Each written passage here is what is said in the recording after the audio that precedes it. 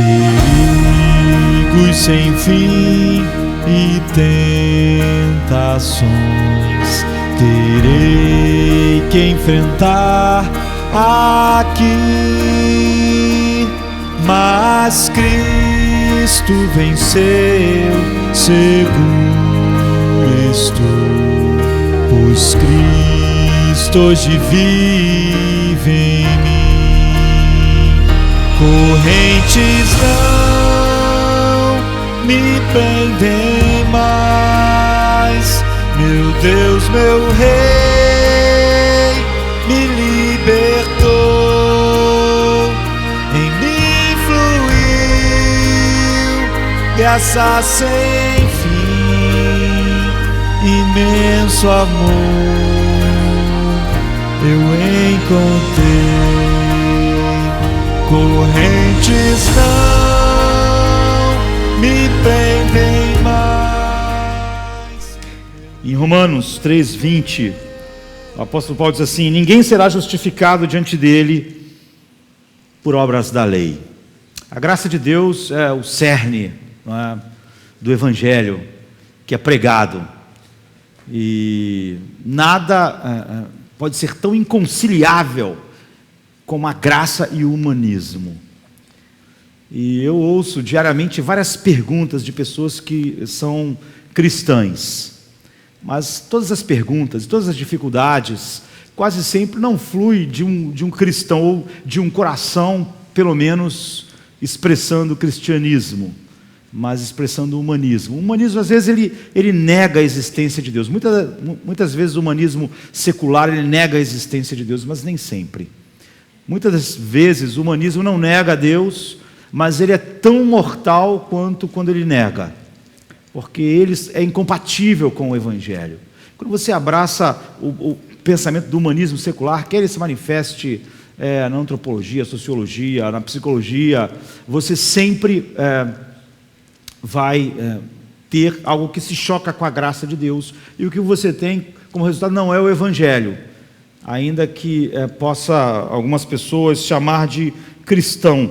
Então esse verso faz parte de um texto maior que o apóstolo Paulo, a partir do versículo 10 até o 20 que nós lemos, fala sobre o que o ser humano é de fato, e nada pode ser mais oposto a tudo que o humanismo é, em todas as maneiras que ele se manifesta. Paulo diz assim: como está escrito, não há um justo, nenhum sequer, não há ninguém que entenda, não há ninguém que busque a Deus, todos se extraviaram e juntamente se fizeram inúteis, não há quem faça o bem, não há nenhum só, e sua garganta é um sepulcro aberto, com as suas línguas tratam enganosamente, peçonha de áspide está debaixo dos seus lábios, cuja boca está cheia de maldição e amargura, os seus pés são ligeiros para derramar sangue, em seus caminhos há destruição e miséria, e não conhecer o caminho da paz. Não há temor de Deus diante dos seus olhos. Ora, nós sabemos que tudo que a lei diz, aos que estão debaixo da lei diz, para que toda a boca esteja fechada e todo mundo seja condenável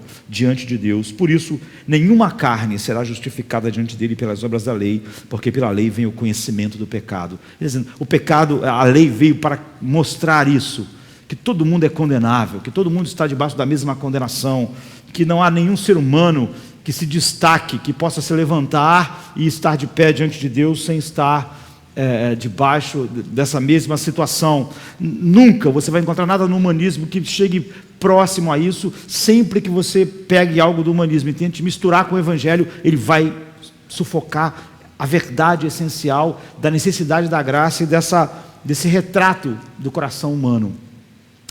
Essa semana eu estava vendo uma reportagem na ABC, e é uma reportagem antiga. Eu estava lendo lá no site e vendo vídeo e lendo a respeito. Aconteceu ano passado, eu acho que fevereiro do ano passado, né, em que um museu, na verdade eu estava olhando um negócio de carros e acabei chegando a isso, num museu numa cidade chamada Bowling Green, no Kentucky, né, um museu assim de Corvettes, de carros esportivos da GM. Uma das fábricas da GM é próxima a esse museu. O museu é lindo, assim, maravilhoso, e tem um domo assim no museu, e debaixo desse domo ficava os carros mais caros, o carro número 100 mil, Corvette, um Corvette de 65 que ganhou determinada corrida, enfim, não é? Carros esportivos caríssimos, colecionáveis. E um dia, num dia de semana, quando o pessoal chegou lá, não é, para abrir o museu, para começar aquilo, tinha um buraco enorme, exatamente embaixo desse domo, um buraco assim de 12 metros de largura por 9 de profundidade, e aqueles carros mais preciosos estavam tudo lá no fundo do buraco. Ninguém podia imaginar ou pensar como aquilo podia acontecer, né? Um prédio magnífico, e o porta-voz do museu, Bob Bubnes, ele estava dizendo: olha, nós vamos esperar os engenheiros para eles falarem se é seguro entrar no museu ou não.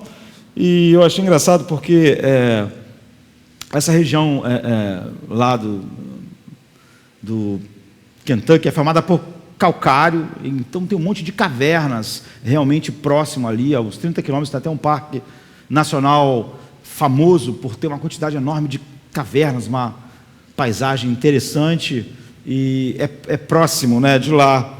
E o âncora lá da ABC, Matthew Daunt, ele estava dizendo: olha, a Mãe Terra mandou um recado para nós aqui hoje, assim, nos Estados Unidos, no Kentucky. A Mãe Terra não gosta muito de Corvettes. Ela pegou os melhores Corvettes que existem, os mais preciosos, e ela está fazendo uma declaração que ela não gosta, ela enterrou tudo. E tinha vários comentários, e grande parte do público, é óbvio, não estava concordando com o Daunt, que aquilo era a Mãe Terra dizendo que o nosso gosto por carros esportivos e essas ideias fúteis que às vezes fazem mal à Terra, então ela estava de alguma maneira respondendo. Ou seja, ninguém acreditava que a Terra, não é? Você não pode acreditar em antropomorfizar a Terra assim, para ela olhar para nós, fazer uma avaliação da nossa futilidade e de alguma maneira mandar um recado para nós. Não é? Então é óbvio que ninguém estava levando a sério algumas colocações lá engraçadas. Nós gostamos de fazer isso com tudo, né?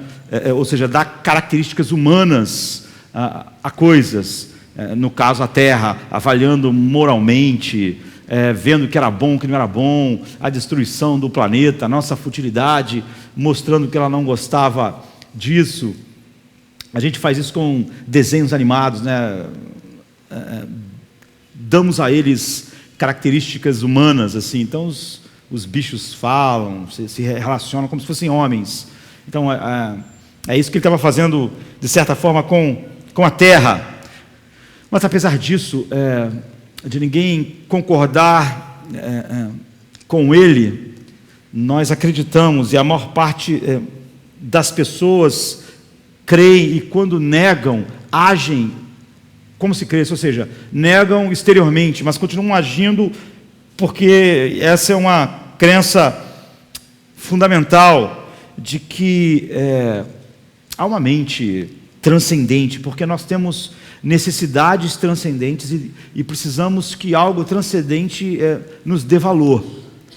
E todos nós temos esse senso, assim, igual o âncora estava dando à Terra, de que muitas coisas que acontecem no mundo são totalmente erradas, mas nós não podemos acreditar que um planeta possa realmente avaliar isso e possa julgar isso e possa dizer o que é fútil e o que não é fútil em nós. Se nós acreditarmos tão somente no materialismo, então nada é errado e nada é fútil e nada é cruel ou não cruel.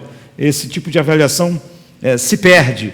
No entanto, todos os homens têm essa necessidade de uma avaliação metafísica das coisas e sabem que realmente há coisas que são cruéis, injustas, erradas, mas não podem atribuir isso ao planeta. Então, quando nós pregamos o Evangelho, nós falamos com a intuição universal, assim, do divino, que é programado na humanidade. Mesmo aqueles que tentam ser mais materialistas e puramente guiados pelo humanismo secular, eles começam a falar sobre o que está errado e o que não está certo.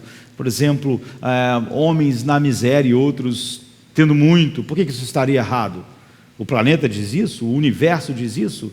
Nós estamos pensando no valor transcendente do homem, não é? Em valores que a natureza não pode simplesmente dizer para nós.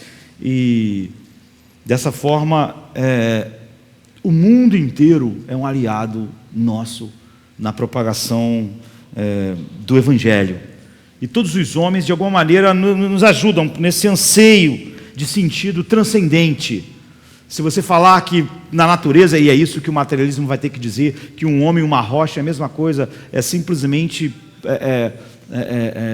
produtos químicos, e por acaso o ser humano é animado, mas não há nenhuma diferença. Nós nunca vamos achar que tratar uma pedra e um ser humano é a mesma coisa. Então, se nós temos essa necessidade de algo transcendente e de algo que dê valor ao ser humano e tudo que nos cerca, até ao planeta. O planeta não vai achar que você está destruindo ele, e não vai achar que isso é importante ou não importante. O planeta não tem nenhuma opinião a respeito disso. O planeta não é nada, não é para achar que se você acabar com a água, você está fazendo alguma coisa ruim. Para o planeta isso é indiferente. O planeta em si, a nossa avaliação só pode abarcar o planeta e tudo que existe nesse planeta, porque ele é transcendente, porque ela não flui do próprio planeta e nem de nós mesmos. Então somente o Evangelho fornece base exclusiva para o florescimento humano. Apesar de você ver, havia um choque entre o Evangelho e o humanismo é destrutivo para o valor do ser humano, para todas as coisas que realmente importam, não é? Porque ele tem que desvalorizar o ser humano e dizer que o ser humano e uma árvore, o ser humano e uma pedra, e não há nenhuma diferença, não é? Não há certo e errado em matar e não matar, em fazer com que os seus interesses oprimam alguém ou não, porque nenhuma matéria química vai dizer que isso é certo ou que isso é errado. Então somente o Evangelho fornece base exclusiva para o florescimento humano. Todo o resto é areia movediça, como aconteceu lá no museu, calcário.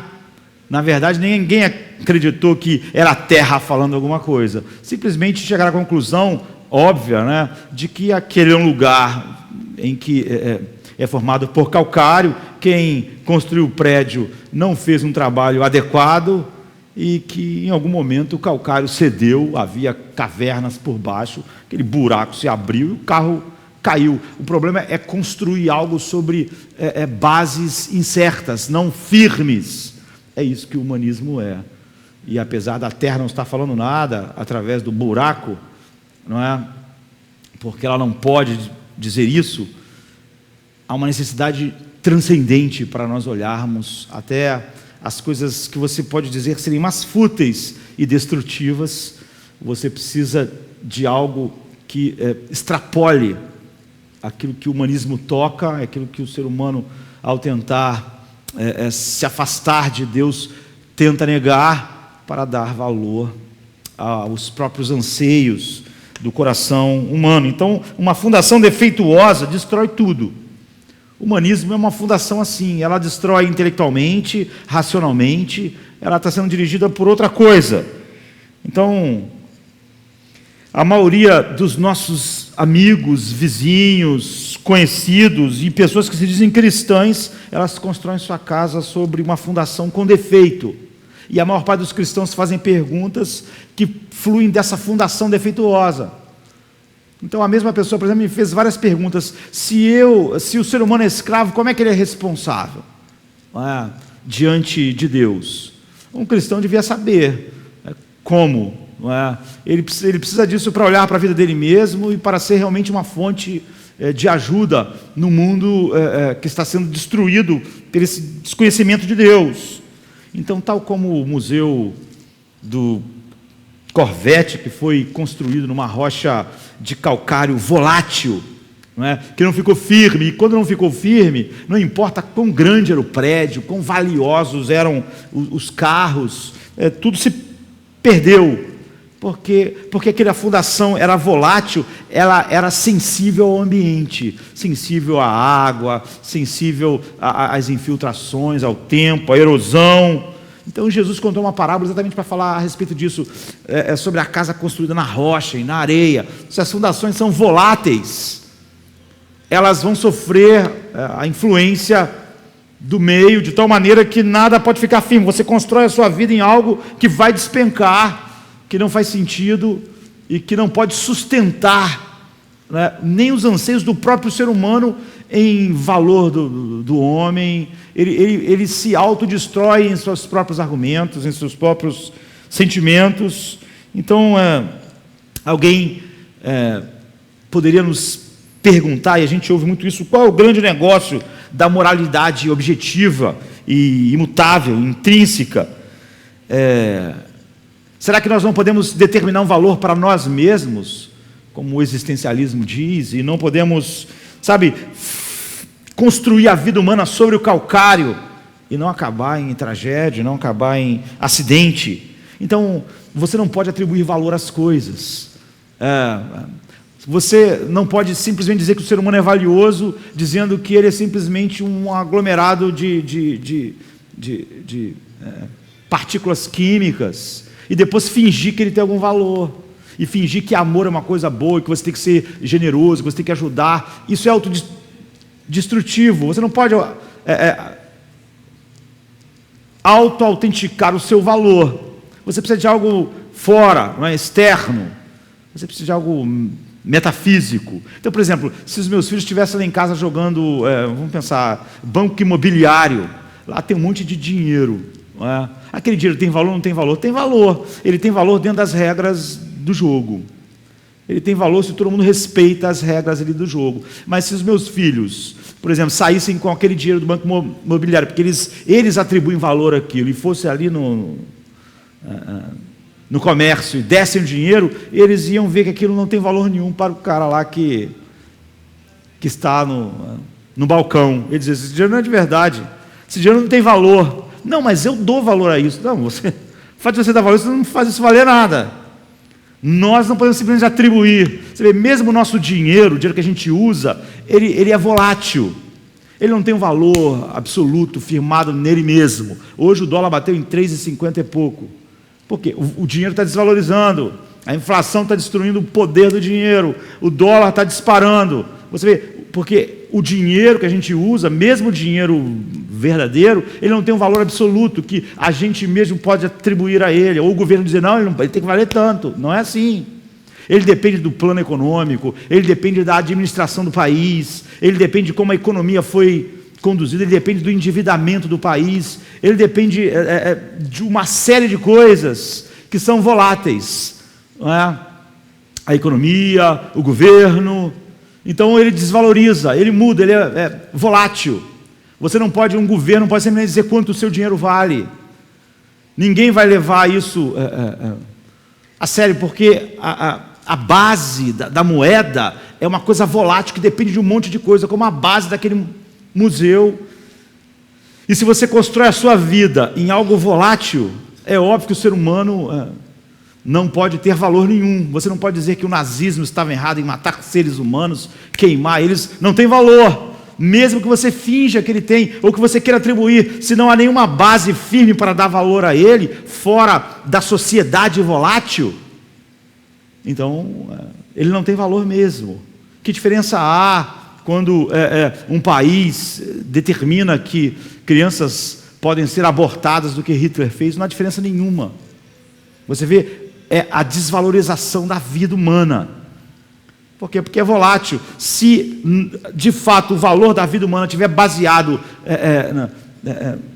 nas preferências da cultura em que você vive, tem um monte de cultura aí que quando o filho nasce índios, quando o filho nasce com um problema, enterra vivo, se nascer de um sexo mata, você vai dizer isso está errado, por quê? Não está errado, não é? Se você não tem uma base para dar valor à vida humana. Então o humanismo ele é autodestrutivo.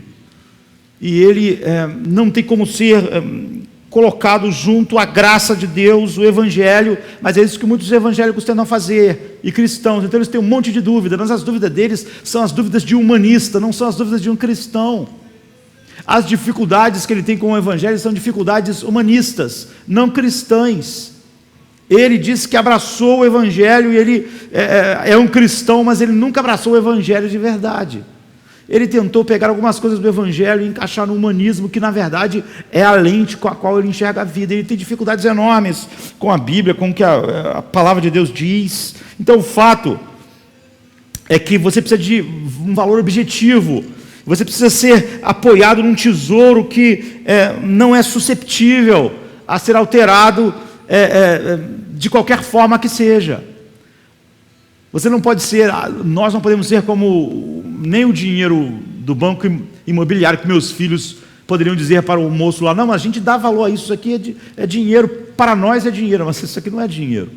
Ou mesmo o dinheiro verdadeiro do nosso país, que é totalmente volátil, porque depende de um monte de coisas que são voláteis, e não pode ficar fixo. Todo o valor do ser humano, e tudo que o ser humano pode dizer que realmente dê identidade, valor, depende de algo que está fora dele, maior do que ele. Então, na verdade, você tem Jesus ou nada. Ou você tem a verdade do Evangelho, você não tem nada, você não tem base nenhuma. Isso é verdade para o valor do ser humano. Então, é totalmente destrutivo tentar misturar o Evangelho com o humanismo, porque o humanismo secular é totalmente destrutivo. Mas a verdade de Deus e aquilo que está fora de nós não é volátil, ele não está sujeito aos caprichos e desejos da sociedade que muda o tempo todo. E a maior tragédia humana é que, ao fazer isso, ele tem que relativizar aquilo que ele acha que é precioso, e ele tenta dar um valor àquilo sem ter uma base para isso.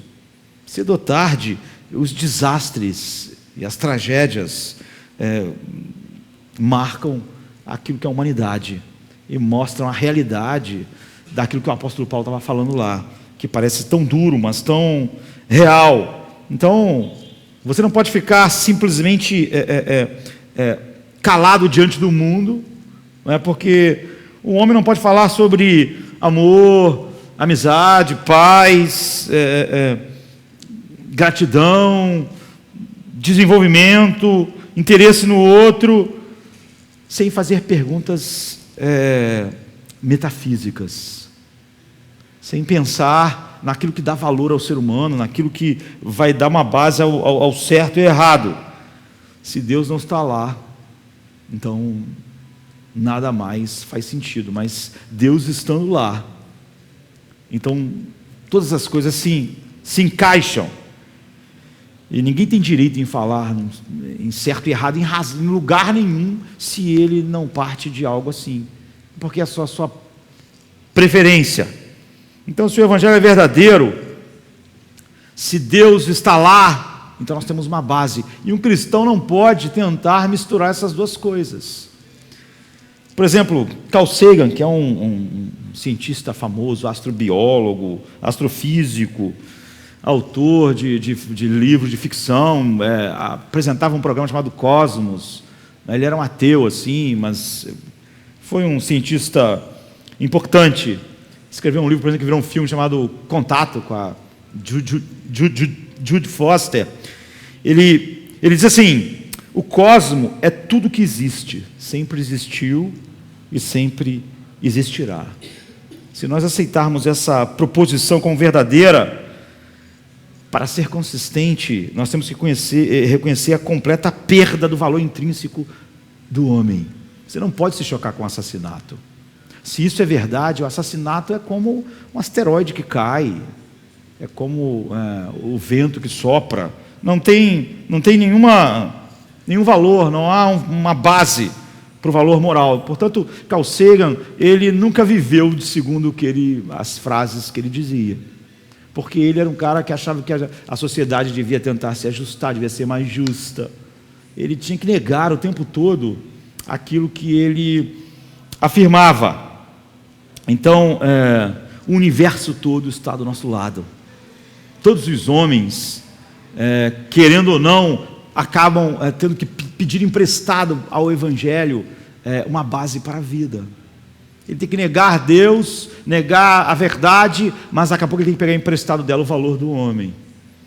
A questão da justiça e da injustiça, a questão do amor e do ódio, a questão da amizade. Então a Bíblia diz: os céus declaram a glória de Deus, no Salmo 19:1, e apenas esse Criador pode dar dignidade ao ser humano, até o planeta e a toda a criação. É por isso que no Salmo 8 a Bíblia diz: olha, o que é o homem para que te lembres dele?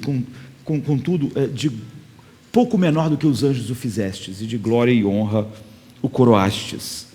Então, na maioria das vezes, as perguntas dos cristãos e as perguntas que você vai ter que responder lá no mundo são as mesmas porque essas pessoas, as perguntas elas fluem de um coração humanista. Então elas dizem que, por exemplo, um humanista que negue Deus mesmo, diz que a religião é só um suporte para aqueles que não têm força suficiente para aguentar as pressões da vida. Ou então, como um amigo meu já me disse um dia: eu não sinto necessidade, minha vida está bem como está, eu não sinto necessidade dessas coisas que você está dizendo. E muitas vezes é dito isso: você não pode enfrentar a vida, então você apela a essas coisas metafísicas, mas nós temos que usar nossa própria força para lutar. Essas declarações elas vão direto no cerne daquilo que é o cristianismo, da verdade, mas pior, vão ali no cerne da racionalidade, do pensamento lógico. Então, as pessoas, quando tentam juntar essas duas coisas, cristianismo e isso, elas não veem que elas são coisas totalmente destrutivas. Muitas das pessoas que dizem isso, elas não odeiam assim o cristianismo, elas acham que ele não tem nenhuma importância para a vida delas. Elas acham que ele não é relevante, como a maioria das pessoas acham que ele não que Deus não é relevante para a sociedade. E a igreja quer ser muito relevante. E como Deus é irrelevante na mente dessas pessoas, a igreja tenta de alguma maneira juntar as coisas. Isso é autodestrutivo não só para a igreja, mas como para as pessoas, o mundo, a sociedade, que ela supostamente queria ajudar. Então, além de indiferença, há um elemento de perplexidade, porque o cristianismo é a ideia de graça, porque ele mostra o ser humano de uma tal forma que a graça não é algo auxiliar, a graça é o centro de tudo, é somente a graça. E eu vejo que a graça não deixa perplexo só o não cristão, a graça deixa perplexo as pessoas que são cristãs. Grande parte das perguntas, dificuldades das pessoas são a respeito da graça de Deus, porque elas têm a base humanista para a vida. Então você frequentemente vai ver alguém dizer: eu não sei porque você vai ver isso no mundo, mas você vai ver que o conceito que as pessoas têm, que se dizem cristãs hoje, não pode ser totalmente oposto a isso. As pessoas dizem: por que eu não posso só agradar a Deus vivendo uma vida boa, fazendo bem, promovendo algumas coisas boas na sociedade, fazendo o meu dever como cidadão, sendo responsável, evitando crimes graves, lutando por uma cidade melhor, sendo, entre aspas, bons para os nossos próximos. Ou seja, tudo isso se encaixa fácil naquilo que é chamado de evangelho social. Por que alguém que faz todas essas coisas estaria debaixo da ira de Deus, do seu furor, vivendo essa vida? Porque eu preciso de regeneração, não é? de arrependimento, de enxergar a depravação total. Porque essas coisas porque nós precisamos de todas essas coisas, e sem todas essas coisas que o evangelho revela, o homem está debaixo da ira de Deus.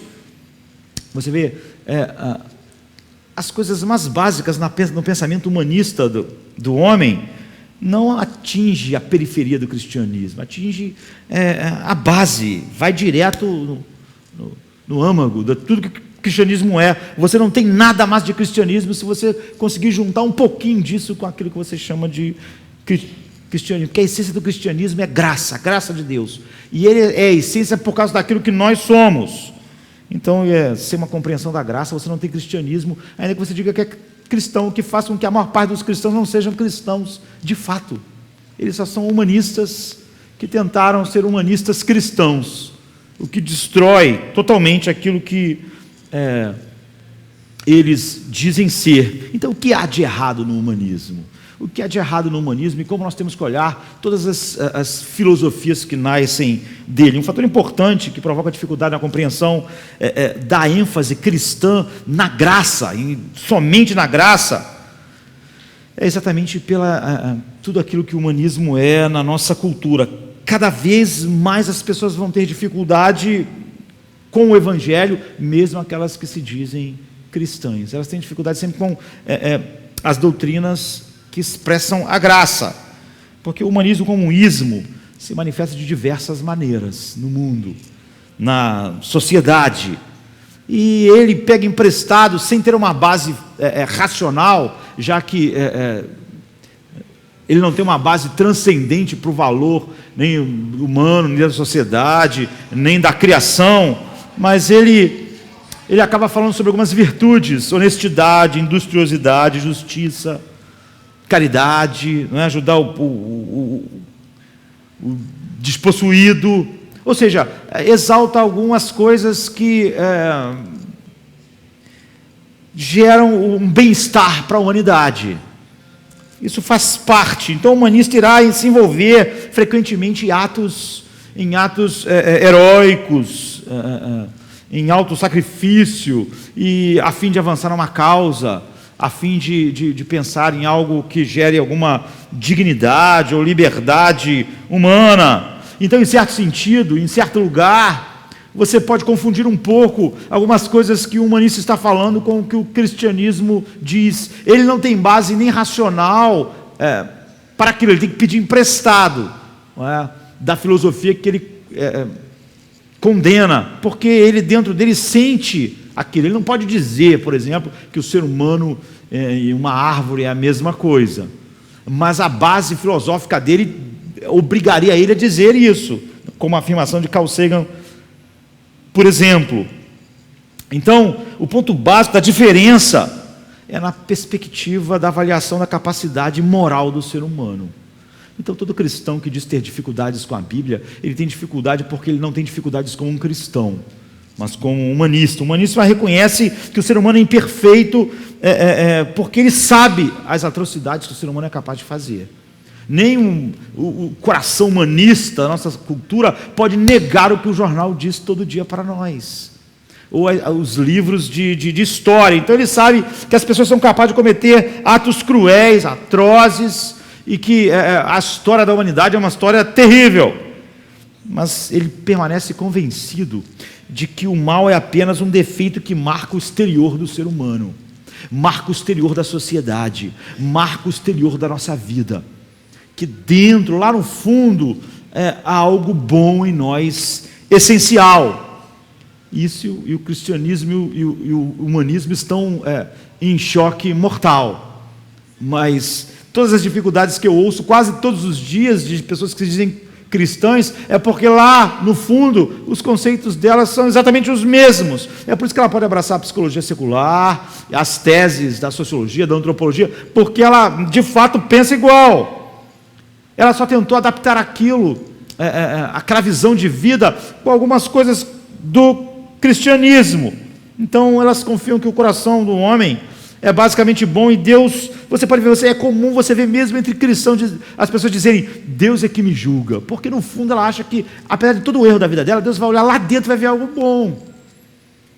Então as pessoas dizem: olha, Deus conhece o meu coração, mas ela não fala com isso desesperado, dizendo miserável que eu sou, não. Ela fala isso pensando: Deus conhece que apesar dessa vida que eu levo, todas essas coisas que eu faço, essas coisas que eu digo, essas coisas que a minha vida compõe, a minha relação com as pessoas, Deus conhece que meu coração é bom, que meu coração... Ou seja, esse é o dogma do humanismo. E ele não está só no mundo, esse é o vocabulário das pessoas que se dizem cristãs. Então eles acham que enquanto o ser humano manter um certo padrão, ele não precisará ele não vai depender de recursos totalmente fora dele, porque dentro dele não há recurso nenhum, não há nada de bom. Eu sei, como a gente viu hoje no início do culto, o apóstolo Paulo dizendo que em mim mesmo, em minha carne, não habita bem algum. Ele não pode dizer isso, a maioria dos cristãos não podem dizer isso, porque a filosofia, como eles olham para a vida, é a mesma maneira que o mundo enxerga.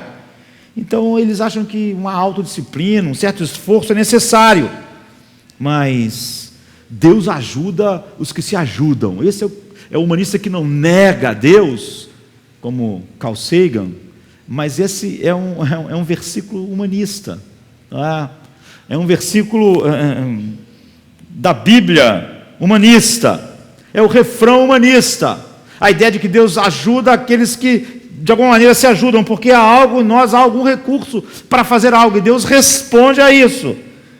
Então, por exemplo, eu estava lendo a biografia de Benjamin Franklin, e ele é um dos americanos mais importantes. Ele é considerado o primeiro americano, Benjamin Franklin, porque ele quis unir as colônias, ele já incutiu essa ideia de nação, quando eles eram apenas colônia.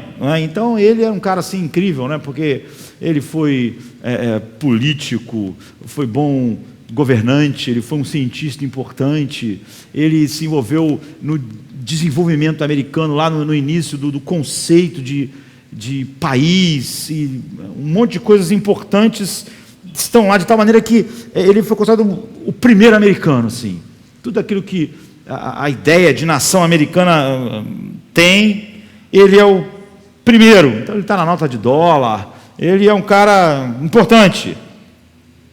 E ele disse que ele assim, com esse pensamento bem humanista, apesar de se dizer cristão, ele disse que tentou de todas as maneiras, eu lendo essa biografia, ser uma pessoa cada vez melhor. E ele disse até preparou uma tabela para medir o progresso diário no esforço dele de alcançar altos níveis de honestidade, humildade, caridade, frugalidade e outras virtudes. Mas é engraçado você ler, porque às vezes fica engraçado o que ele diz, porque há uma certa honestidade na tentativa dele, e ele cai então em algumas armadilhas e frustrações, e ele conta isso, e ele diz que teve uma especial dificuldade em desenvolver a humildade nele. Ele diz que se esforçava muito, e às vezes ele diz que conseguia assim. Ele, durante 3 dias, conseguia ter atitudes humildes, e ele disse que sempre que ele conseguia isso, ele lá pelo 3º dia ficava orgulhoso que ele tinha conseguido, e ele percebia que ele tinha estragado tudo, e ele disse que chegava à conclusão de que aquela era uma virtude impossível, porque sempre que ele conseguia ser humilde, ele ficava orgulhoso, e aquilo sempre tinha um efeito contrário. Ele diz, é impossível, tudo que você faz para ser humilde, faz você exatamente o oposto do que aquilo que você está tentando fazer e ser. Você se torna mais altivo, você começa a se achar melhor, você começa a ser exatamente o oposto, você começa a ficar mais orgulhoso. Então, o problema que um humanista enfrenta, como Benjamin Franklin, ele enfrenta uma espiral descendente de ajuste de expectativa moral. Ele tem que baixar a expectativa para poder manter-se, apegar à ideia de que o homem é basicamente bom. O que ele está dizendo é o seguinte: o homem é orgulhoso. E quando ele tenta ser humilde, ele fica mais orgulhoso. E quanto mais ele tenta ser humilde, mais orgulhoso ele fica. O único jeito dele continuar mantendo a ideia de que ele é bom é ele baixar a expectativa. Não tem jeito, ele tem que estar sempre reajustando a expectativa moral, porque ele percebe que empiricamente o resultado é oposto daquilo que ele diz ser, de que o homem é basicamente bom. E você então tem que diminuir isso no nível inferior para manter o nível da bondade humana, o mito da bondade humana ficar vivo. Você tem que todo dia baixar a expectativa, baixar a expectativa, baixar a expectativa de todas aquelas coisas que você sabe serem virtudes e que você não consegue encontrar nem em você mesmo. Então o padrão de bondade tem que ser baixo o suficiente para pegar o maior número de pessoas possíveis. O cara não rouba, o cara não mata ninguém. Você tem que baixar o padrão para você satisfazer e ter alguma consistência com o mito de que o ser humano é bom. Você tem que baixar o padrão do que é ser bondade a níveis baixíssimo. Justamente nesse ponto, o humanismo colide com o cristianismo de maneira mortal. Não só quando ele nega a Deus, mas quando ele tenta ser, como grande parte dos cristãos, que são humanistas de fato, e suas dúvidas são humanistas, mas ele diz ser cristão. A Bíblia diz que não basta você fazer o que é certo, não basta eu fazer o que é certo. O conflito do cristianismo com o humanismo, então, ele vai se dar porque fala de padrões finais. O cristianismo não avalia a performance da humanidade baseado na média dos seres humanos. A maior parte não mata, então vamos falar que isso é ser bom. A maior parte não rouba, então vamos falar que isso é ser bom. Vamos descer nesse nível. Vamos colocar tudo num denominador comum baixo, na média do comportamento humano geral. O cristianismo, ele é totalmente diferente. A bondade não é definida pela estatística. A maior parte não faz isso. Então vamos colocar isso como parte da bondade. Quando todo mundo fizer algo, a gente vai ter que tirar isso, porque se a gente falar que isso é uma marca de ser bom, a gente vai ter que dizer que o mundo não é bom, que o ser humano essencialmente não é bom. Mas o cristianismo afirma que o homem normal é caído. E a Bíblia diz que o padrão de bondade é a santidade absoluta de Deus. Então você vê onde esse padrão está. Esse padrão está infinitamente elevado. Ele não cai para a média, ele não pode ser ajustado. O cristianismo leva a sério o mandamento divino, que, por exemplo, Levítico 14:44, que diz: sede santos, porque eu sou santo. E 1 Pedro 1,16 repete isso. Então o papel do homem como portador da imagem de Deus traz consigo uma responsabilidade moral. Ele tem que ser santo, ele tem que ser perfeito como Deus. Esse é o padrão. E esse padrão não é tão imutável quanto Deus. Agora, os problemas de padrões relativos é porque eles vão sendo alterados diariamente. Se Hitler ganhar a guerra, fazer tudo aquilo viraria normal, não é? Porque você não tem um padrão para medir, então nós sempre vamos baixar para incluir a maior parte de nós, para o mito ficar vivo. Então, por exemplo, isso fica claro desse padrão relativo no homem, num coração humanista que inclui Deus e tenta ser um homem piedoso, como grande parte dos cristãos, mas vão ter dificuldades graves com o Evangelho. Por exemplo, em Lucas 18:18, Jesus confronta e conversa com um jovem rico. O jovem se aproximou de Jesus e disse assim: bom mestre, o que farei para herdar a vida eterna? E você nota assim, com cuidado, a resposta de Cristo, porque Jesus não aceita o elogio. Não é? O rapaz chegou até educadamente, chegou até assim fazendo um elogio, mas Jesus não aceita. Ele não disse assim: agradeço eu muito o seu reconhecimento da minha bondade, de me ver assim como se... Ele diz assim, no versículo 19: por que me chamas bom? Ninguém é bom senão um só, que é Deus. É óbvio que Jesus era bom, porque ele era Deus. Mas é óbvio que aquele cara ali não achava que ele era Deus, achava que ele era um ser humano, que era só um bom mestre moral, e achava que se parecia com ele. O rapaz está falando que ele era bom, porque o rapaz achava que ele era bom também. E segundo aquele padrão volátil do rapaz, que cai para a média, Jesus era bom, como ele era bom, e é isso que Jesus... Então a ideia de Jesus não é negar a sua divindade, perfeição e bondade, mas é a verdade que o jovem não tinha conhecimento dessa identidade de Cristo. Então ele desafia a suposição do coração do jovem de que algum ser humano de fato é bom.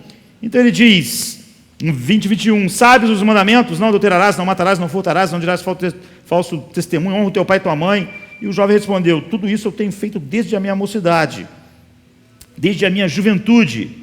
Então pense nessa declaração. Essa é a declaração de um coração humanista. É isso que o humanista diz. Não é? Eu sou uma pessoa assim, eu sou uma boa pessoa. É isso, ele acreditava na verdade que mantivera a lei moral de Deus durante a sua vida, porque ele era humanista. Esse cara vai ter dificuldade com a graça, como a maior parte dos cristãos tem, como base de tudo, porque ele é humanista, ele não tinha entendido nem o que Deus falou na velha aliança, nem podia entender a graça em Cristo. Seu pensamento não verbalizado era: isso é tudo que eu tenho que fazer para herdar a vida eterna, então eu estou bem no caminho da vida eterna. Certamente o jovem não estava presente quando Jesus pregou, ou então não estava muito ligado se presenciou alguma coisa do Sermão do Monte. Porque no Sermão do Monte, sabe, Jesus falou sobre as implicações da lei moral de Deus.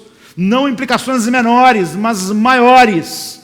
O jovem não compreendia que se ele desejou uma mulher, ele havia violado as dimensões maiores daquilo que a lei proibia. Ele não entendia que se ele odiou alguém, se sentiu raiva de alguém, ele transgrediu as implicações maiores da lei que diz: não matarás. É isso que Jesus falou no Sermão do Monte.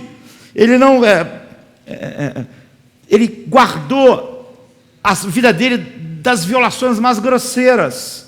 E ele não conseguia enxergar o fato de que ele não podia fazer uma escala descendente para a verdade de Deus se ajustar à sua vida. Então a réplica de Jesus, de alguma forma, é sutil e indireta. Ele não diz assim: você nunca cumpriu nada. Será que você não percebe que o seu coração cobiçou coisas que você... Não, Jesus diz assim: olha, então tá bom. No versículo 22, né? Uma coisa te falta: vende tudo que você tem, dá aos pobres, vem e segue-me. Então, por que Jesus mudou o tópico de bondade, ser bom, para dinheiro? É meio brusco, mas é evidente. Porque ele falou cumprir os mandamentos, e o primeiro mandamento é: não terás outros deuses diante de mim. E a Bíblia diz que o jovem, quando ouviu isso, ficou muito triste, porque tinha muito dinheiro. Mas ouvindo ele essas palavras, ficou muito triste, porque era riquíssimo. Ou seja, o que Jesus queria falar não era sobre dinheiro com aquele jovem, o assunto era sobre bondade. E ele disse que cumpria a lei de Deus, ou seja, ele tinha um padrão no qual ele achava que a lei de Deus se encaixava, a vida dele era bom. O problema é que aquele rapaz era humanista, ele não queria depender da graça de Deus para ser salvo. Ele falava sobre vida eterna, mas ele acreditava que ele não podia ser salvo só pela graça, que havia realmente algo bom nele. E Jesus mostrou que o coração dele violava o primeiro mandamento, que era não ter outros deuses, que ele que disse que serviu sempre a Deus guardando aquelas coisas, não tinha servido a Deus de forma nenhuma. E que se ele não entendesse que ele precisava de graça, ele não tinha entendido nada sobre a necessidade desesperadora de vida eterna que ele tinha. Então, sempre há uma ideia de merecimento na concepção mesmo de graça daquelas pessoas que são humanistas e dizem que são cristãs. Então, se nós perguntarmos por que é necessário que a graça seja o centro da vida cristã, a resposta é simples: o homem é moralmente incapaz de conseguir entrar no reino de Deus, de merecer desfrutar daquilo que é a glória, como Jesus orando disse: para que eles vejam a minha glória. Eu quero que eles estejam lá para que vejam a minha glória, porque tu tens me amado antes da fundação do mundo. O homem está destituído, o homem não é totalmente indigno de contemplar essa glória e desfrutar da glória. Por isso que Paulo diz: todos estão destituídos da glória de Deus. Então o Novo Testamento torna perfeitamente claro que nossos esforços mais nobres de autorreforma, como de Benjamin Franklin, são totalmente pecaminosos. Em vez de além de não nos elevar, só aumenta em nós aquilo que reina em nós. Então é por isso que Paulo diz em Romanos 3,20: ninguém será justificado diante dele pelas obras da lei.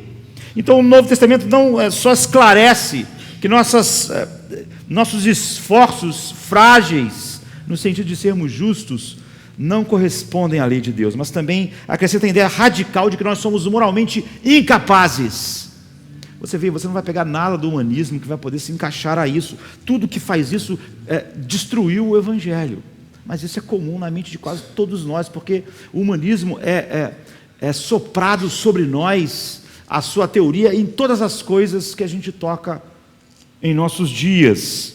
E esse é um ensinamento duro. A Bíblia, em essência, diz que nós não conseguimos fazer aquilo que é exigido de nós somos totalmente incapazes. E de que tudo que a gente faz só mostra a profundidade do mal em nós. Porque Romanos 8, 7 e 8 diz: porque a velha natureza pecaminosa dentro de nós está contra Deus. Ela nunca obedeceu às leis divinas e nunca obedecerá. Então, e por essa razão, nunca podem agradar a Deus aqueles que ainda estão no controle da sua própria natureza pecaminosa, inclinados a seguir seus antigos desejos malignos. Então, o Novo Testamento chama isso de carne. E essa envolve uma fraqueza moral tão grande que não conseguimos fazer o que Deus exige, nem desejar o que Deus exige, e nem de enxergar o valor naquilo que Deus enxerga. Então, você, sem a graça, não pode fazer nada que possa direcionar você para Deus. É totalmente inconcebível como as pessoas conseguem conciliar. E essa é a razão de grande parte dos cristãos fazerem perguntas que mostram que elas não têm dificuldades com o Evangelho. Têm dificuldades porque elas não são cristãs de fato.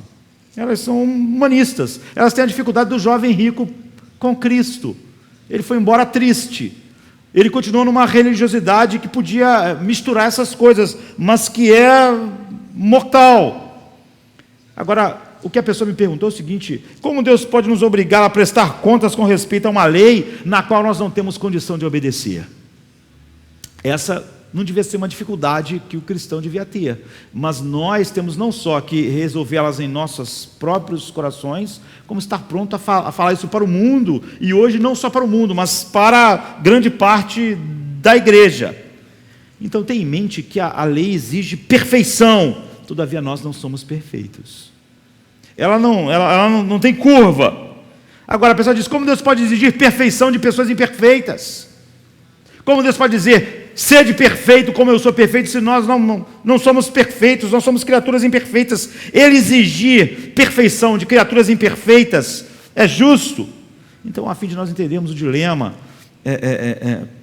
pelo menos um pouco necessário, né, porque nós estamos meditando hoje, nós temos que entender em que sentido nós somos incapazes de cumprir a lei de Deus. Nós temos que saber claramente para nós, e para explicar ao mundo, e para explicar cristãos. Os teólogos lutaram com esse problema da incapacidade humana durante todo o tempo. E sempre a igreja ouve os homens com essas mesmas dificuldades. Então, Jonathan Edwards, por exemplo, ele fornece uma distinção útil, das melhores, não é, que você pode ter. Ele diferencia o que ele chamou de habilidade natural e habilidade moral do homem. A habilidade natural indica o poder e o equipamento necessário para realizar uma tarefa. Ou seja, você tem a habilidade natural quando você tem o equipamento natural. Deus deu a você o equipamento natural para realizar uma tarefa que você deve realizar. Então, para que alguém possa praticar obras morais, é preciso que ele tenha poderes morais. Se ele não tiver poderes morais, é óbvio que ele não vai poder. Ele tem que, então, possuir vontade e mente.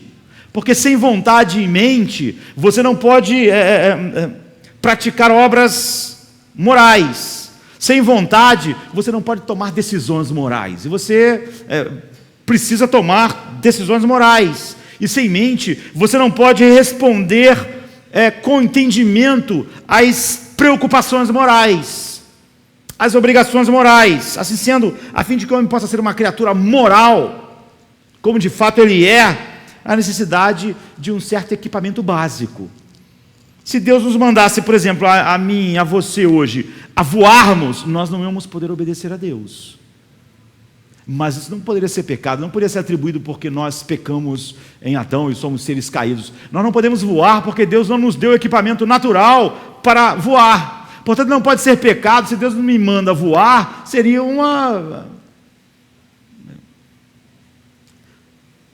uma injustiça, porque eu não tenho equipamento natural para Ele não me deu isso. A minha desobediência, eu vou desobedecer se Ele mandar eu voar, mas eu vou desobedecer porque há uma incapacidade natural para mim obedecer. Ele não me deu. Falta-nos habilidade para voar, porque Deus não nos deu asas, não nos deu essa capacidade. E não porque nós somos pecadores. Nós não voamos, não porque somos pecadores, nós não voamos porque Deus não nos deu esse equipamento. Os pássaros têm uma habilidade natural para voar, mas o homem não tem. Então o homem só pode voar por meios mecânicos, meios não próprios.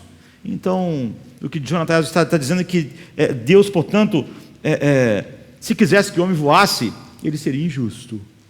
E se ele atribuísse alguma responsabilidade, ou nos culpássemos por não obedecer a voar, seria injusto ao fazer tal exigência, por faltar ao ser humano a habilidade natural para fazer aquilo que é exigido. Então o homem possui a habilidade natural, moral perfeita, porque desde que ele tem o equipamento natural, mente e vontade, então ele está apto a realizar atos morais. Não está sendo pedido a ele algo que não foi equipado para fazer. Ele tem, a Bíblia afirma, entretanto, que, num certo sentido, ele não pode fazer aquilo que é exigido dele. É por isso que Paulo disse, como nós lemos no início, ninguém será justificado pelas obras da lei. Jonathan chama isso de incapacidade moral, não natural. Então o homem possui mente, vontade, mas a fim de sujeitar essa mente, que pode compreender, e essa vontade a Deus, ele tem que ter mais alguma coisa, não é? Seria necessário ter algum tipo de disposição interna ou inclinação para desejar aquilo que Deus diz. Em termos simples, ele precisaria ter um desejo de agradar a Deus, um desejo de glorificar Deus, um desejo de honrar Deus, custe o que custar na obediência a Deus. Então ele tem o equipamento moral, a mente e a vontade, o equipamento natural, mas ele não tem esse equipamento natural, não exclui a sua incapacidade moral. É óbvio que um homem nascer natural, ele pode pensar em Deus, mas ele pensa num Deus útil, não num Deus lindo,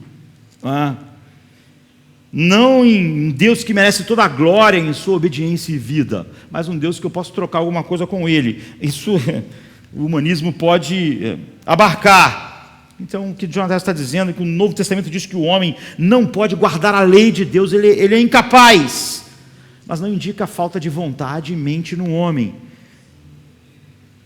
Ou seja, não é que haja uma mente que não possa entender o que Deus exige.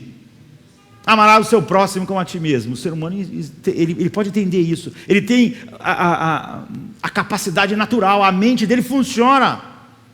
E a vontade também. Mas o que o ser humano não tem é a disposição adequada em relação a Deus. A mente natural é inimizade contra Deus. Essa é a incapacidade. O homem, em sua condição decaída, acha-se no estado de inimizade e afastamento de Deus. Ele tem o equipamento natural para fazer a ação moral. Então as Escrituras nos dizem que os desejos do coração humano são continuamente perversos. Então ele tem toda a capacidade natural para fazer o que Deus diz, mas o coração dele continuamente é perverso e a mente dele continuamente inimiga de Deus. Então a Bíblia reconhece que o homem tem vontade, não é que ele não tenha vontade, mas ele se acha sob esse poder que a Bíblia chama de escravidão ao pecado. Mas você tem vontade, e você a exerce, entre aspas, livremente, segundo esses desejos. E alguém pode dizer assim, como essa pessoa me disse, então de que vale ter essa vontade, ou esse arbítrio, se essa é a realidade? Então, Jonathan Edwards, ele entre a capacidade natural e moral, está ligada, claro, à questão do livre-arbítrio. Uma das maiores obras de Jonathan Edwards é a respeito exatamente disso. É óbvio que o ser humano, se a definição fosse bíblica, você poderia dizer, entre aspas, que o ser humano tem um arbítrio livre, não é?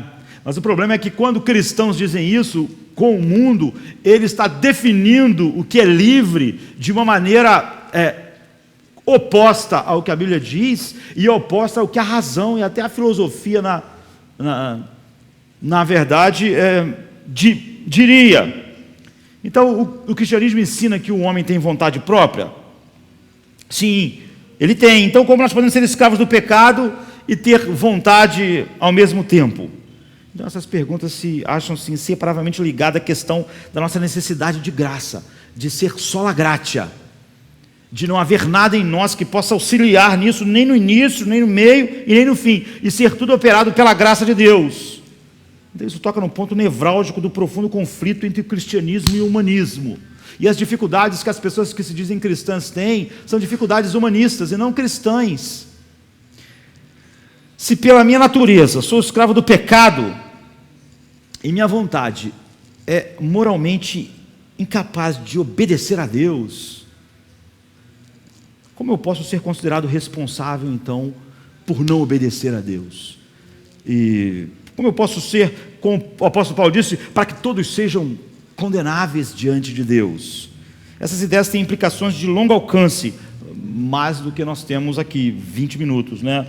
Mas alguns pontos fundamentais sobre a vontade são, a gente precisa pontuar rapidamente. Então, todos os grandes homens de Deus na história, Agostinho, Calvino, Lutero, eu estava mencionando Jonathan Edwards, sempre tiveram que lutar, como na atualidade, contra isso que é natural no ser humano, que adentra ao cristianismo. Em vez de ser uma bênção para o mundo, faz a igreja ser aquilo que o mundo é, e ter as mesmas dificuldades.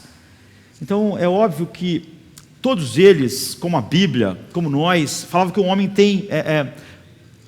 Calvino chegou a dizer, olha, se você quiser chamar isso de livre-arbítrio, não há problema, contanto que você entenda quão miserável isso é. Agora, se você der outro significado a isso, como as pessoas dão dentro e fora da igreja, é óbvio que isso é uma coisa totalmente inexistente. Agostinho, por exemplo, ele argumentou que o ser humano possui vontade própria, mas não tem liberdade para exercê-la. Calvino, por exemplo, afirmou que o homem tem livre-arbítrio, entre aspas, mas acha-se em servidão ao pecado.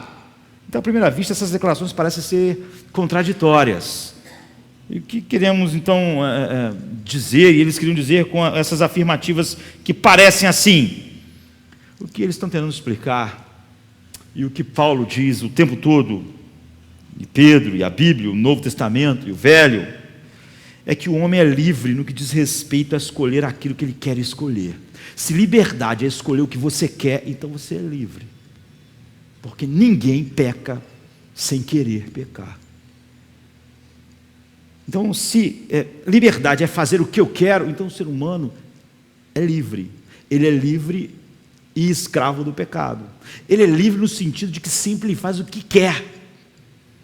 E nunca ele faz o que ele não quer. Então eles afirmariam que, avançando um pouco mais, o homem não só pode escolher o que ele deseja, ele pode, como na verdade ele sempre escolhe o que ele quer, ele sempre escolhe o que ele deseja, e ele nunca deseja Deus. É isso. Não só o homem entre aspas, livre para escolher o que ele quer, ele só escolhe o que quer, e isso faz parte do problema. Agora, se ser livre é ter liberdade para decidir o que você quer, e isso é sempre o que você faz, e sempre o que todos os seres humanos fazem, algumas vezes até parece que isso não é realidade.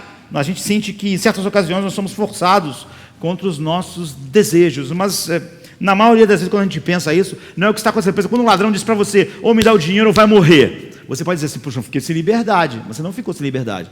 Você pode escolher entre a vida ou dar o dinheiro. Quase sempre, apesar de você gostar muito do dinheiro, há muitos desejos dentro de nós. E há desejos que são mais valiosos. Quase sempre as pessoas entregam o dinheiro. Por quê?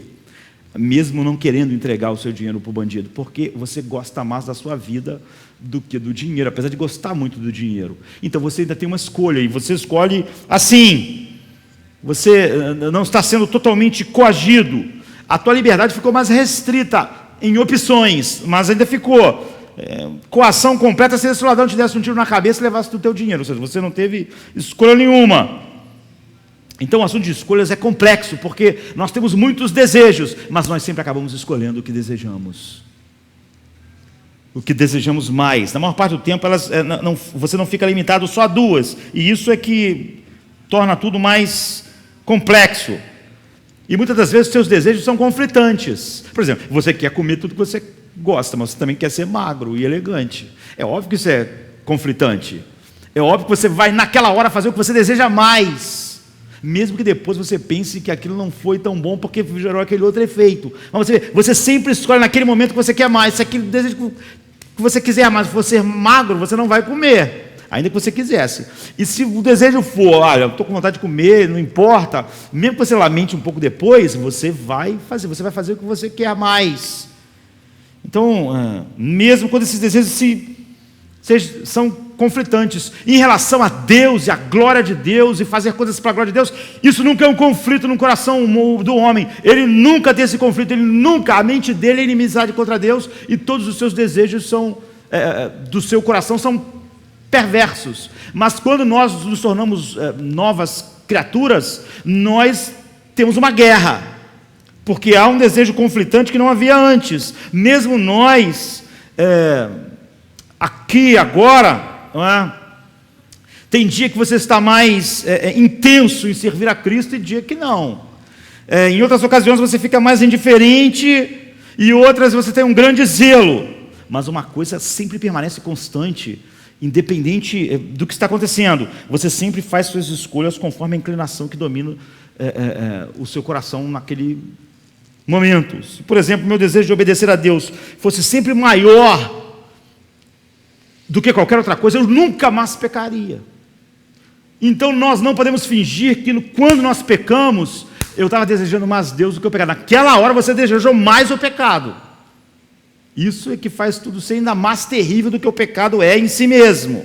Quando eu peco, é porque meu desejo de pecar foi maior do que o de obedecer e glorificar a Deus. Você não deve se fingir de vítima, dizendo que você não queria, mas você fez. Você fez o que você queria. Ninguém me força, embora muitos possam induzir-me e instigar-me a pecar. Por exemplo, Davi, quando vai se consertar contra Deus, ele não menciona nada nem ninguém, não menciona mulher, não menciona nada. Arrependimento é não mencionar nada e nem ninguém, nenhum fator externo, porque nós fazemos aquilo que queremos mais. Ninguém define isso. Então Davi diz: porque eu conheço as minhas transgressões, o meu pecado está sempre diante de mim. Contra ti, somente contra ti pequei, fiz o que era mal à tua vista, para que seja justificado quando falares e puro quando julgares. Ele não disse que aquela mulher tomou banho nua, que ela usava uma roupa assim. Ele não tem nenhuma justificativa, nenhum arrependimento, enquanto você colocar outra pessoa ou qualquer causa externa que não seja você mesmo, é o arrependimento que a Bíblia diz.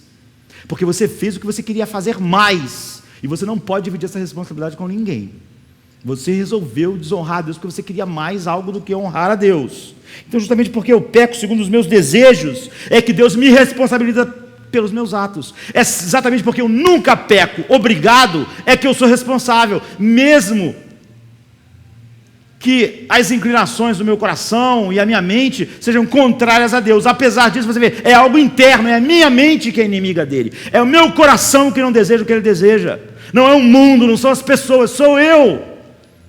E por ser eu, e por ser interno, do coração sai o adultério, do coração sai a inimizade, do coração sai a fofoca, porque isso sai do coração, eu sou responsável, não é o mundo, não são as pessoas, não são as influências, não é o diabo. Então, duas perguntas sérias precisam ser tratadas ainda assim, antes de acabarmos sobre essa ideia de liberdade.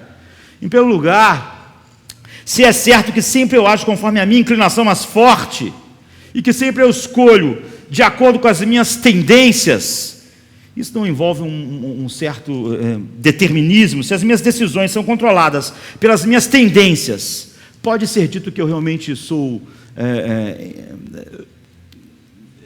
responsável, não é, por aquilo que eu faço, ou que eu tenha vontade, não é, e que ela seja... Até os reformadores, por exemplo, eles, em vez de chamar como eles sabiam que as pessoas davam aquilo que eles chamavam de livre-arbítrio um significado totalmente oposto, eles começaram a chamar de livre-agência, ou seja, o homem nunca é obrigado a fazer o que ele está fazendo, a pecar, ele sempre peca de coração.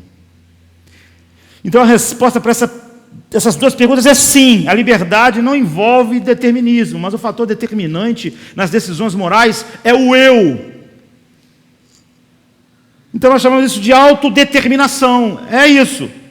Essa é a essência da liberdade. A essência da liberdade que me faz responsável é porque eu faço coisas determinadas por algo interno, algo que é eu mesmo. O determinismo como um ismo é uma teoria que reduz o homem ao controle absoluto de manipulações externas e não internas. Então a autodeterminação contraria o determinismo externo. É por isso que o homem, por exemplo, Deus muda essa inimizade, Deus muda esse coração, e o homem quer Deus, o homem se arrepende, o homem vai a Deus, mas não é por algo externo, é por algo interno.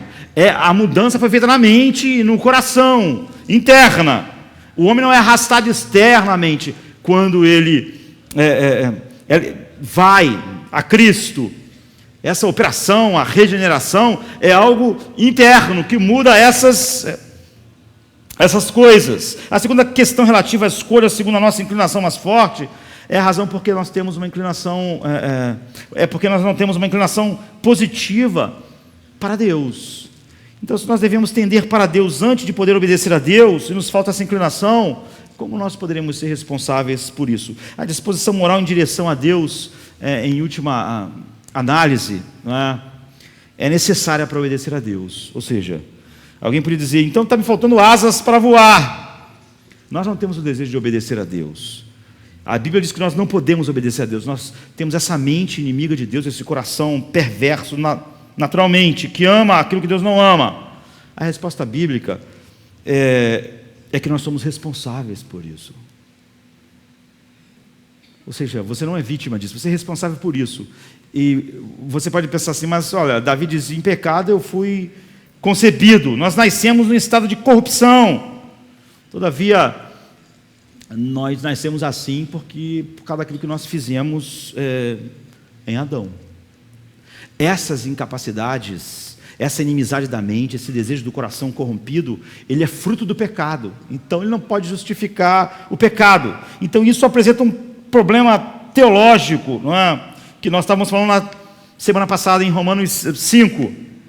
Por que eu sou culpado por algo que eu não fiz? Esse é um ponto difícil de tratar com brevidade, mas até na vida comum você é responsável pelo que você não faz. Por exemplo, se você contratar um assassino para matar alguém, mesmo que você não vá lá, o Estado vai te responsabilizar por assassinato em primeiro grau. Você contratou aquela pessoa, a pessoa foi lá, matou, você nem estava na cidade, mas você é responsável. Davi, por exemplo, a gente fala muito que Davi matou um homem, mas ele não matou quem a gente diz que ele matou. Na verdade, ele falou para Joabe fazer algo, mas na verdade nem Joabe matou. Na verdade, ele falou para deixar aquele cara ir para a guerra, e quando ele estivesse lá numa peleja, num lugar difícil, deixar ele e o grupo dele lá sem cobertura. Quem matou ele foram os inimigos. Mas você vê, Deus diz, você matou ele. Essa foi a sua intenção, esse foi o seu plano. Você é responsável. Você não puxou o gatilho, você não deu a flechada, você não enfiou a espada. Então, vocês estão em Adão assim. Agora, você pode dizer, mas quem contratou Adão? Eu não contratei Adão. O assassino, o cara contratou. Davi falou com Joabe, mas eu não. Como eu posso ser condenado por representação se eu não escolhi o meu representante? Eu não fiz um acordo com Adão. E esse é o problema de um cristão que estava conversando comigo, de um cristão assim, que tem um coração que não expressa em nada aquilo que a Bíblia diz, mas aquilo que o humanismo diz. Talvez tenha sido... eu tenha sido representado por Adão, mas eu não tive a oportunidade de escolher Adão para ser o meu representante. Então, suponhamos que você, um rei, escolhesse o teu representante, escolhesse um cara péssimo, um cara que na verdade é um capanga dele, e você dizia, isso é tirania. Nós exigimos o direito de eleger nossos representantes. A palavra voto em latim quer dizer votum. É a sociedade à escolha, associada à escolha e desejo. Eu quero uma eleição que eu escolha um representante imparcial. Então isso nunca acontece de fato, porque nós sempre queremos escolher alguém imparcial assim, mas como nós já temos experimentado, muitas das vezes nós escolhemos alguém que nós achamos que vai defender o que nós acreditamos e defende aquilo que é oposto. Ou que prometia coisas. A maior parte das nossas escolhas por voto falham, não é assim? Eu lembro que na campanha da primeira eleição de Obama, ele diz na televisão, casamento é uma coisa entre um homem e uma mulher, como a Bíblia diz, mas Obama foi o presidente que mais defendeu o casamento gay no mundo. Quando agora a justiça americana declarou lá o casamento assim, ele coloriu a Casa Branca com as cores do arco-íris. Ele mentiu. Não é assim? Quem votou nele, por causa dessas declarações, escolheu, e ele não foi um representante. Todos nós já passamos pela frustração de sermos enganados pelas promessas daquele que nós votamos. Agora, qual foi a única vez que a escolha foi infalível? Que a escolha foi perfeita? Nós não sabemos como o Obama pensava de fato. Olha o buraco que o Brasil está, apesar de que nós devíamos saber. Mas, enfim, vamos contar que muitas pessoas não perceberam nada durante os anos. Então, somente uma vez na história você teve um representante escolhido infalivelmente. É a única vez. Isso aconteceu no Éden. É certo que Deus fez a escolha por mim. Mas todos nós, e uma pessoa que se diz cristã, tem que enfrentar a pergunta: a escolha infalível do meu representante feita por Deus foi menos ou mais exata do que se eu tivesse escolhido? Eu escolheria melhor? Ou seja, eu poderia fazer uma escolha infalível e Deus, a escolha de Deus não foi infalível? Se nós dissermos que a escolha de Deus é menos perfeita de que a nossa seria mais perfeita, nós caluniamos a justiça de Deus e provamos com exatidão que o nosso representante representava o que nós somos, porque ele caluniou Deus. Ele disse que Deus não era tudo que Deus disse que era, e é o que você está dizendo se você falar isso, porque nós reproduzimos a ideia de que Deus não é justo, de que Deus não é bom, de que Deus é menos perfeito do que nós. É isso que é exatamente a definição de pecado. Se eu acusar Deus de tirania, supondo que eu sou melhor do que Deus, eu só mostro quão corrupto eu sou mesmo. Eu só manifesto a corrupção que a queda em Adão transmitiu a mim, e eu só mostro a realidade do que eu realmente sou e como, de fato, a ideia de que eu faria uma escolha diferente lá é totalmente arrogante e pecaminosa. Eu compartilho, portanto, com Adão de uma queda e de uma culpa conjuntas. Minha disposição pecaminosa é pessoal e eu não posso colocar sobre Adão, porque todas as minhas escolhas são contra Deus o tempo todo, de todos os homens. Então o cristão acredita que o homem decaído, mas ele tem livre agência. Eles preferiram isso, porque ele sempre age segundo sua disposição. Em vista de estar dessa disposição ser corrupta, falta ao ser humano capacidade moral para obedecer a Deus. Portanto, a graça é tudo que resta. E só através da graça essa criatura decaída tem condições de ser restaurada, remida, não por nada externo, mas por uma mudança interna, que faz ele, com autodeterminação, desejar o que ele nunca desejou, amar o que ele nunca amou. Mas sem essa graça, sempre que você tenta melhorar, você só acentua as corrupções do coração, como Benjamin Franklin, não é? Então você precisa da graça o tempo todo. Você precisa da graça para ir a Cristo, mas você precisa da graça todo o tempo até o fim. É por isso que o cristão vai perseverar por causa da graça. A graça continua, é ela que santifica e justifica, é ela que continua. Nada vai ser atribuído. É por isso que Paulo, o grande apóstolo Paulo, diz: em mim não há bem algum. Se tirar a graça de Deus, não há bem algum. É aquilo mesmo, o tempo todo é a graça. Ela começou, ela continua e ela termina. Então o conceito de liberdade do humanista difere por completo do conceito bíblico e cristão e lógico. As noções de liberdade humanistas tendem a considerar o homem como moralmente neutro. E a ideia popular é a seguinte: quando confrontado com uma decisão moral, e um monte de cristão acredita nisso, e para ele fazer isso funcionar, quando ele não quer dizer que o homem não é totalmente depravado, ele diz que Deus deu graça a todos os homens, de forma que todos os homens são iguais e tem essa possibilidade. Então ele diz que o homem é moralmente neutro. Então não existe uma predisposição que controle a minha escolha para fazer o bem ou o mal. Minhas preferências são absolutamente espontâneas. Ela não está controlada por uma tendência. Ou então, quando ele tenta cristianizar o humanismo, ele diz que Deus deu uma graça a todo mundo, para todo mundo ter essa capacidade. Porque, segundo o humanista, a predisposição destrói a liberdade. De acordo com o cristianismo, é a ausência da predisposição que destrói a liberdade. E isso é lógico, você vai ver. O humanista diz que se eu tiver qualquer inclinação para o mal e para o bem, minha ação não é livre, porque eu já tinha uma inclinação para aquilo. Agora, se eu não tenho nenhuma inclinação, por que eu faria alguma escolha? Isso é uma afirmação ilógica.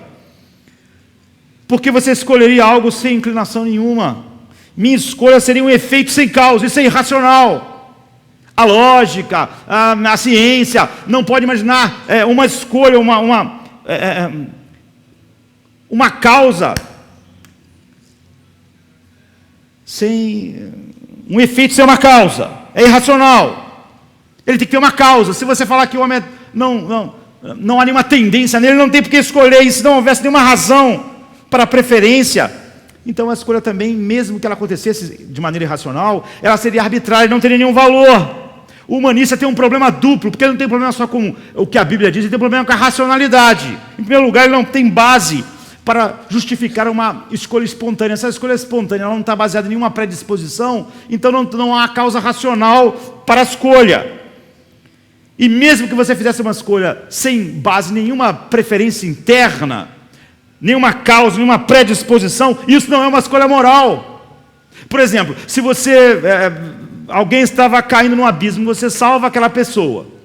As pessoas vão dizer, esse cara é um herói, ele se pendurou ali, ele salvou a pessoa. Aí você for falar com o cara, e o cara fala assim, por que você salvou aquela pessoa? Não, por nada, me deu vontade na hora. Eu podia não ter salvo, porque salvar e não salvar está no mesmo, mas é claro, me deu vontade de salvar. Talvez se fosse amanhã, eu teria deixado ele cair.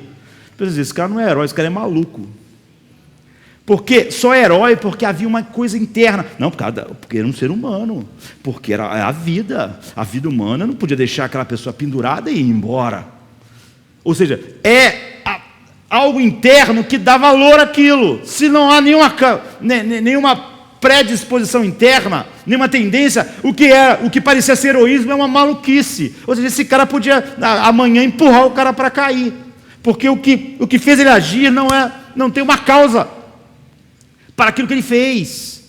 Você vê, é o oposto não só do que o cristianismo diz, mas uma ação que não é causada por algo interno, uma tendência, não é algo irracional e não só antibíblico. Não é só a razão que milita contra o conceito humanista de liberdade, mas a história também apresenta um problema igual. Como é que, se o homem nascesse com uma neutralidade moral, você explicar o mundo ruim que a gente tem, o mundo mau? A universalidade da imperfeição. Todos nós admitimos o ser humano é imperfeito. Todo mundo nasceu neutro porque pelo menos a metade não é perfeita. Porque metade das nações não são perfeitas, ou pelo menos metade do Brasil não é de gente perfeita. Porque todo mundo é imperfeito. Se ninguém nasceu imperfeito e havia uma neutralidade, não haveria nenhuma razão para o ser humano pecar. Pecar ou não pecar não ia ser impulsionado por nada interno. Ia ser mero acaso. Para não mencionar que a maioria peca, ou pior, todos pecam. Então, como não há uma causa interna, a resposta mais frequente a isso é que o que reflete o pouco pensamento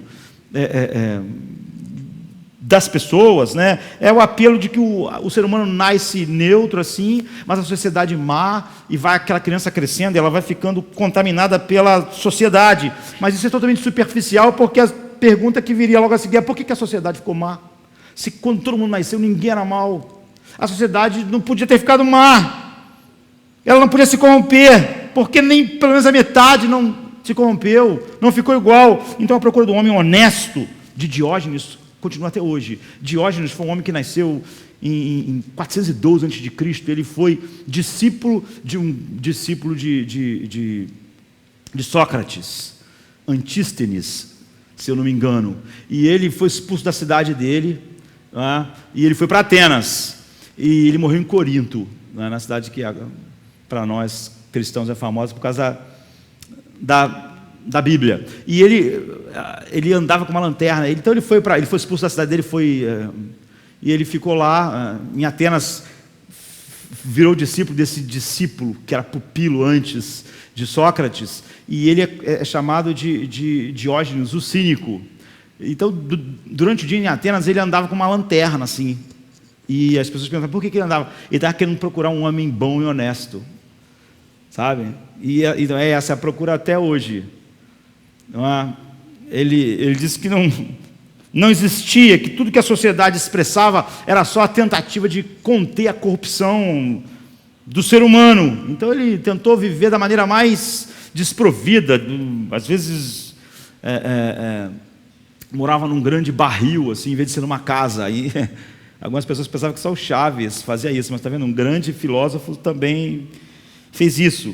Então a lanterna de Diógenes fala sobre isso, sobre a procura do homem bom. Não existe. Ele diz, olha, ele viveu para chamar atenção a isso. Se a Bíblia jamais tivesse mencionado o pecado original, nós não precisaríamos, é a doutrina mais evidente da Bíblia, mesmo que você não tivesse a Bíblia, sabe? Diógenes, sem nada disso, podia chegar, e todos os seres humanos podem chegar ao mesmo lugar.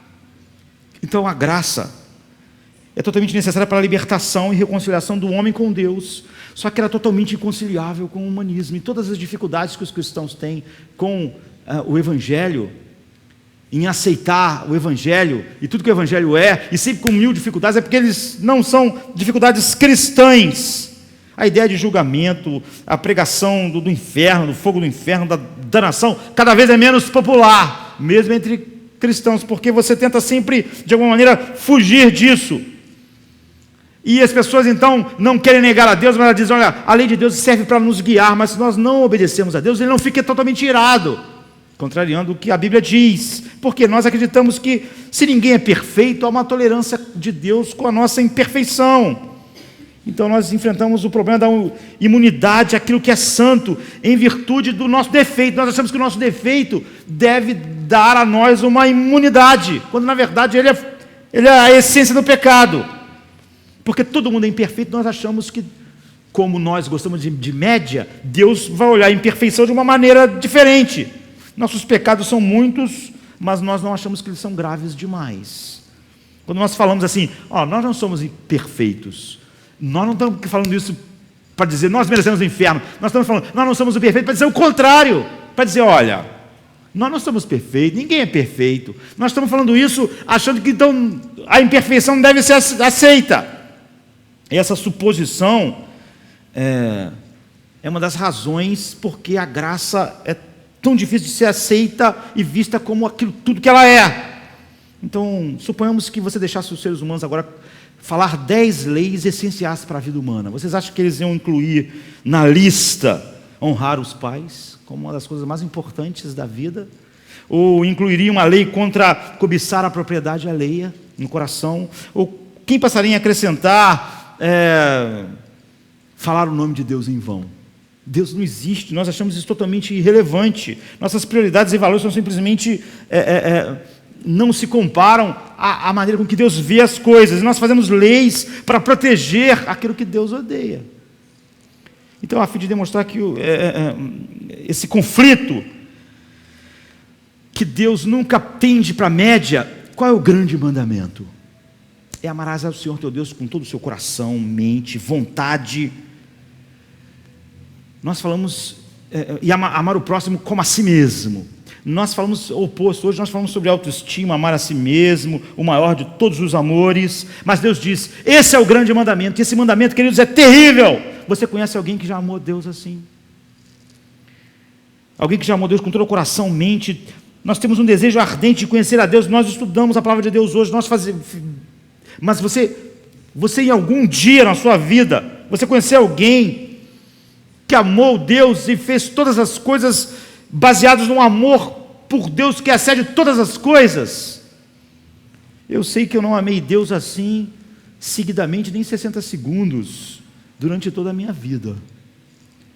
O dia que eu vivi hoje merece o inferno. Ninguém guarda ou observa o grande mandamento. Ele é o oposto de pecar. Se ninguém cumpre essa lei específica, a gente pensa, então ela não pode ser importante, porque ninguém consegue. Deus, entretanto, chama esse de o grande mandamento. Esse é o maior mandamento. Ninguém cumpre, mas é o maior mandamento. Você vê, ele não está pensando em média nenhuma. Esse mandamento condena todo mundo. Só isso condena todas as pessoas e colocam todas elas debaixo da ira de Deus. E se nós formos julgados tão somente no último dia por esse mandamento, nós precisaríamos de toda a graça possível para estar diante de Deus. Então a lei é boa, santa, justa, e supõe que a gente obedecesse ela. Então toda inveja, desonestidade, roubo, violência iam desaparecer. Ninguém jamais enganaria, ia caluniar, oprimiria. Deus seria honrado em todos os lugares, a justiça e o amor seriam universais. E a falha em guardar essa lei, na verdade, não tem nada a ver com isso. O grande peso não é porque a sociedade é destruída, é porque Deus não é honrado. Se Ele fosse amado assim, nenhum mal existiria. Então nossos menores pecados são atos de rebelião contra Deus. Mas o que aquilo que a Bíblia chama de o grande pecado é isso. É não colocar Deus acima de todas as coisas, em todos os atos da nossa mente, vontade, coração. E as pessoas tendem a uma válvula de escape, que elas falam que Deus é amor. E agora humanistas começam a falar sobre graça. Mas sempre que eles falam sobre graça na igreja, eles estão falando sobre algo que não tem nada a ver com a Bíblia. As pessoas pensam, Deus é cheio de graça, Ele vai me perdoar amanhã. Gente assim não entende o que é graça, porque essa pessoa está presumindo a graça. E ela não pode fazer isso. Se graça é imerecida, como é que você pode achar que amanhã Deus tem que usar a graça com você? Sempre que você presume, você está presumindo justiça. Você acha que Deus deve a você a graça. E isso não é graça. Eu preciso de graça, totalmente de graça. Mas Ele tem que conceder. Se Ele tivesse que conceder a graça porque Ele é amor, se Deus é amor, Ele vai usar de graça. Essa não é uma relação verdadeira, porque isso nega o que a graça é. O amor de Deus não obriga Ele a ser gracioso. Porque se alguma coisa obrigasse a Ele, não era mais graça, era justiça. Sabe, o amor não exige que Deus conceda a graça, e é por isso que Ele não vai conceder a todos os homens, nem concedeu aos anjos. Se Deus fosse obrigado por seu amor a conceder graça, isso não era mais graça. Essa conjuntura é uma suposição perigosa e destrutiva do Evangelho, mas comum. Embora a graça de Deus seja abundante e espantosa, seja a coisa mais espantosa, embora ela seja dada a quem, é óbvio, não merece, liberalmente, ela é majestosa e ela tem um propósito no coração de Deus, ela jamais deve ser tomada como certa. Deus não é obrigado a exercer graça com ninguém e por ninguém. Nada exige que Deus seja gracioso, nem o amor infinito de Deus. Se o amor exigisse que Ele fosse gracioso, isso não era graça. Se a graça for obrigatória, ela deixa de ser graça. Se nós merecermos, não é graça. Se Deus fosse constrangido internamente, Ele fosse obrigado, não era mais graça, mesmo que Ele fosse constrangido pelo seu amor. Ele exerce a graça soberanamente, é por isso que é graça. Quando nós pensamos que Deus deve ser gracioso, não é mais graça. E a maior parte das pessoas confundem o amor de Deus como algo que o obriga a ser gracioso, o que não é mais graça. Então, as pessoas precisam rever de novo o seu cristianismo à luz do Evangelho e da lei. Porque a maior parte das pessoas tem dúvidas que não são cristãs. Elas não estão lutando para crescer na verdade. Elas estão lutando contra a verdade. E essa é uma luta ímpia. Quando nós começamos a refletir desse modo, está na hora de nós examinarmos tudo de novo. E nós necessitamos desesperadamente de graça todo o tempo, quando nós enxergamos todo o tempo aquilo que a lei e o Evangelho dizem para nós. E grande parte das perguntas daqueles que se dizem cristãos são perguntas de homens puramente humanistas. São como o jovem rico diante de Cristo. E a maioria deles dizem que continuam cristãos, mas vão embora triste como o jovem foi. Porque a base da sua vida é o humanismo e vai continuar sendo. E tudo que ele fala sobre o cristianismo é simplesmente uma tentativa de juntar algo do cristianismo que o humanismo roubou do cristianismo, porque ele não tem base para o certo e errado e para nada disso, o bom e o mal. E ele tenta pegar algumas coisas, pensar e dizer que aquilo é cristianismo. E a maioria de nós, às vezes, não tem como confrontar nem o mundo, nem os outros cristãos, entre aspas, porque nos falta uma visão clara do Evangelho, uma visão clara da lei e uma visão clara do homem, do coração humano, o que é um problema trágico para nós, para a igreja e para a nossa geração. Que nós possamos olhar para o que Paulo diz: ninguém será justificado pelas obras da lei, e entendermos todas as implicações que isso tem em nossa vida. Então, o sola gratia ser é realmente aquilo que a graça é em nossas vidas. E o que nós vamos pregar, lei e Evangelho para o mundo. Vamos ficar de pé, vamos orar.